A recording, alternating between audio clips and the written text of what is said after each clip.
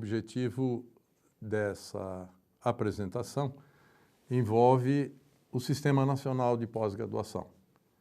A ideia é caracterizar uma evolução desse sistema no país, tratando de questões que envolvem princípios, avanços, quais os desafios que ainda temos pela frente, quais os desafios que temos a enfrentar imediatamente e as perspectivas que são colocadas para o Sistema Nacional de Pós-Graduação em relação à sua missão de formação de recursos humanos de qualidade. Quando observamos a instituição que tem responsabilidade pelo Sistema Nacional de Pós-Graduação, que é a CAPES, ligeiramente relembrando algumas questões associadas a ela, é uma fundação que é vinculada ao Ministério da Educação e foi criada em 1951. Este ano, inclusive, 2016, estamos tendo a nossa comunidade acadêmica e científica comemorando 65 anos da existência dessa fundação. A missão específica da CAPES, quando ela foi criada, foi para a construção da pós-graduação brasileira e, mais recentemente, também recebeu a missão de formação de professores da educação básica. Quando nós olhamos as linhas de ação da CAPES, é importante destacá-las para justamente caracterizar que tudo que está na pós-graduação brasileira tem relação com essas linhas de ação. O primeiro aspecto das linhas de ação da CAPES envolve a avaliação da pós-graduação, estrito sensu, o mestrado e o doutorado, com a grande responsabilidade de formação de recursos humanos qualificados no país e no exterior. Ao mesmo tempo, a CAPES tem necessariamente que promover a cooperação científica em termos nacionais e em termos internacionais. A sua atuação na formação de professores para a educação básica como importante componente para a melhoria da educação básica no país. Oferecer as condições para o acesso à produção científica e tecnológica de todo o mundo, que neste caso é atendido por uma importante conquista da comunidade acadêmica e científica brasileira, que é o Portal de Periódicos. E, naturalmente, como sendo uma agência de fomento, a preocupação com a indução de áreas estratégicas em relação às necessidades de interiorizar a pós-graduação, de atuar em todos os estados brasileiros, caracterizando a relação com as suas respectivas regiões e, ao mesmo tempo, as áreas de conhecimento estratégicas para o desenvolvimento nacional que devem merecer a atenção e a definição de prioridades de tempos em tempos. O Plano Nacional de Pós-Graduação, ele vem sendo feito ao longo das décadas, sempre conduzido sob a coordenação dessa instituição, a CAPES.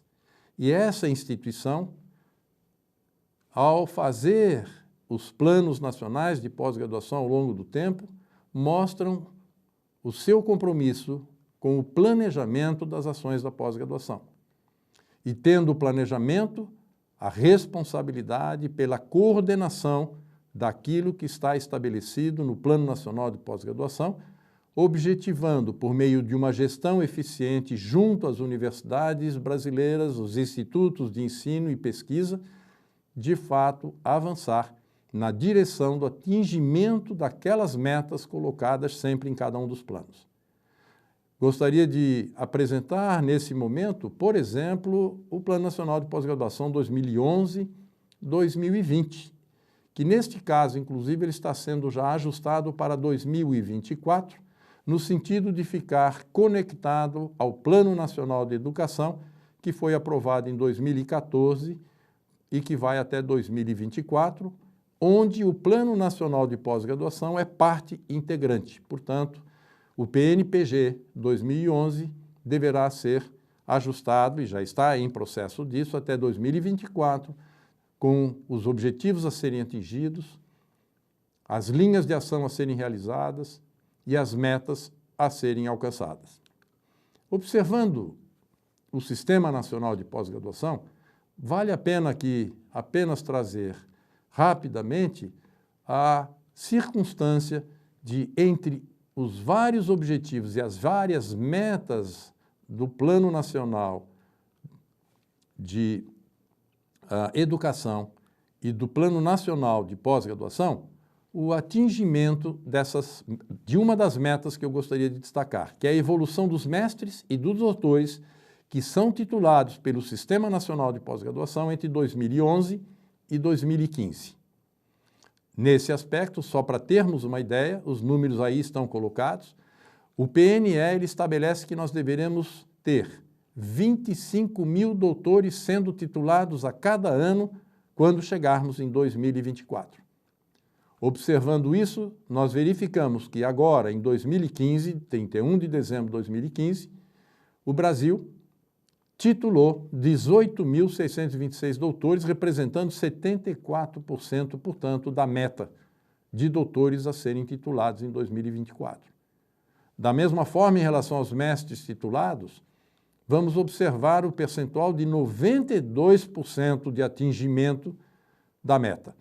Ou seja, temos que formar 60 mil doutores em 2024 anualmente e em 2015 já atingimos a marca de 55.129 mestres titulados no país pelos nossos programas de pós-graduação sob a responsabilidade das nossas universidades e institutos de ensino e pesquisa.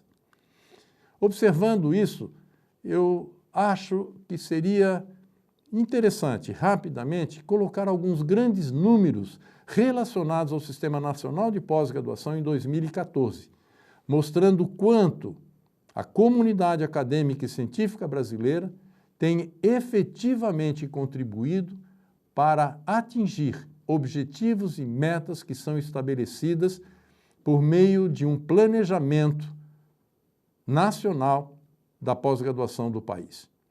Por exemplo, em 31 de dezembro de 2014, nós tínhamos 3.678 programas de pós-graduação em funcionamento.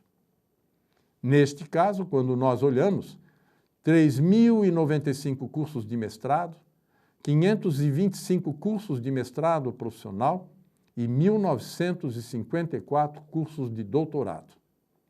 Estavam matriculados nestes cursos, nesta data, 31 de dezembro de 2014, 232 mil alunos de pós-graduação, sendo 115 mil no mestrado, 22 mil praticamente no mestrado profissional e 94.850 nos cursos de doutorado. Em 2014, é bom frisar, que a pós-graduação brasileira formou 66.974 profissionais, sendo 44 mil mestres, 5.700 mestres profissionais e 16.700 doutores. E um dado de grande relevância é a quantidade de docentes de pós-graduação, ou seja, docentes, professores com produção científica e acadêmica em condições de poder fazer parte do corpo docente dos programas de pós-graduação em função da sua produção intelectual e em função das suas atividades de ensino e pesquisa. Nós tínhamos, portanto, nessa mesma data que eu mencionei para os demais casos, 31 de dezembro de 2014, 66.330 docentes permanentes, 16.140 docentes colaboradores e 1.460 docentes como visitantes nesses programas de pós-graduação, atuando por algum tempo nesses programas. Números esses, agora distribuídos dessa forma no país inteiro. Nós temos, então, para a região sul, 1.186 cursos, 47 mil alunos matriculados, 13.700 alunos titulados. Na região Sudeste, 2.713 cursos, 120 mil alunos matriculados e 34.500 titulados. Na região Centro-Oeste, 427 cursos, com 15.800 matriculados e 4.800 titulados com título de mestre e de doutor. Na região Nordeste, 1.002 cursos, com 40 mil matriculados e 11.590 titulados. E na região Norte, que vem crescendo de forma significativa também, o número de programas de pós-graduação já hoje ostenta 246 cursos de pós-graduação, com 8.800 matriculados e já formando 2.185 titulados.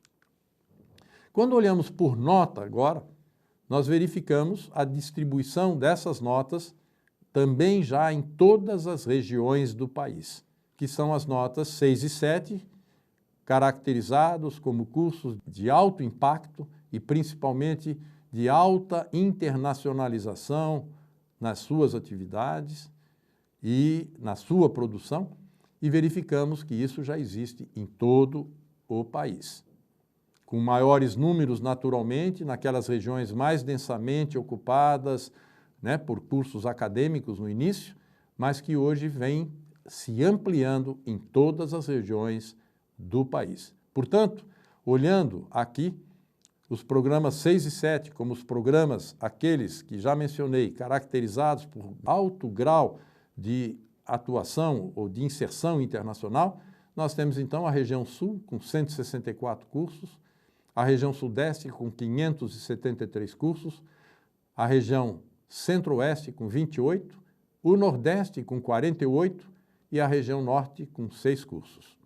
Nesse aspecto, é importante agora destacar um pouco o processo e o sistema de avaliação da pós-graduação brasileira.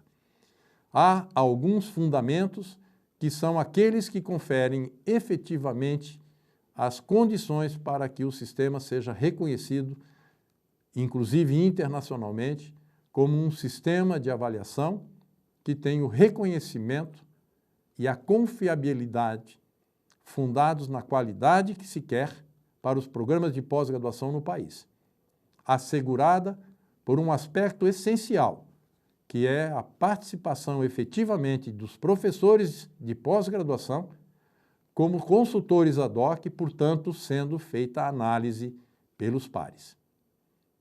O outro fundamento é o fato de que, como a ciência está sempre avançando, os critérios devem ser periodicamente revistos e estabelecidos pela própria comunidade acadêmica constituída pelos professores dos programas de pós-graduação do país que atuam na forma de consultoria ad hoc e têm essa participação, inclusive colocada como um serviço de relevância para o país.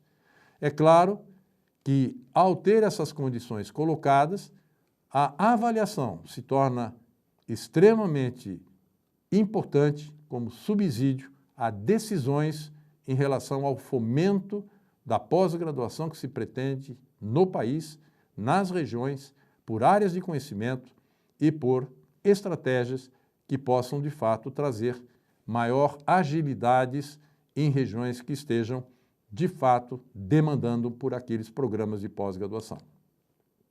Quais são, então, os objetivos da avaliação agora? Com base naqueles fundamentos, o estabelecer padrão de qualidade dos cursos de mestrado e doutorado. Este é um dos principais objetivos da avaliação. Padrão de qualidade que deve ser estabelecido para garantir que os jovens que adentram os sistemas de formação em cursos de pós-graduação possam receber a qualidade necessária para a formação de recursos humanos qualificados e o desenvolvimento de pesquisas que contribuam para o desenvolvimento nacional. Ao mesmo tempo, o segundo objetivo, a existência do sistema de avaliação como uma forma efetiva de subsidiar a política de desenvolvimento da pós-graduação e fundamentar as decisões sobre fomento. E, naturalmente, a partir da avaliação que é feita, de tempos em tempos, que sejam identificadas as necessidades de programas de pós-graduação nas regiões do país, de tal forma a permitir que seja orientado e mesmo às vezes induzido o desenvolvimento de programas de pós-graduação em certas regiões do país. Quando olhamos o sistema de avaliação da pós-graduação, ele é baseado em dois componentes que caracterizam o sistema de avaliação completo.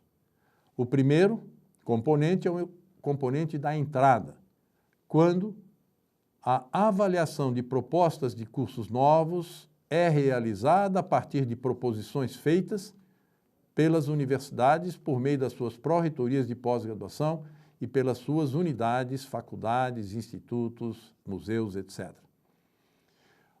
O segundo componente é o componente da permanência, ou seja, o programa de pós-graduação que foi apresentado e foi aprovado e recomendado, ele pode começar.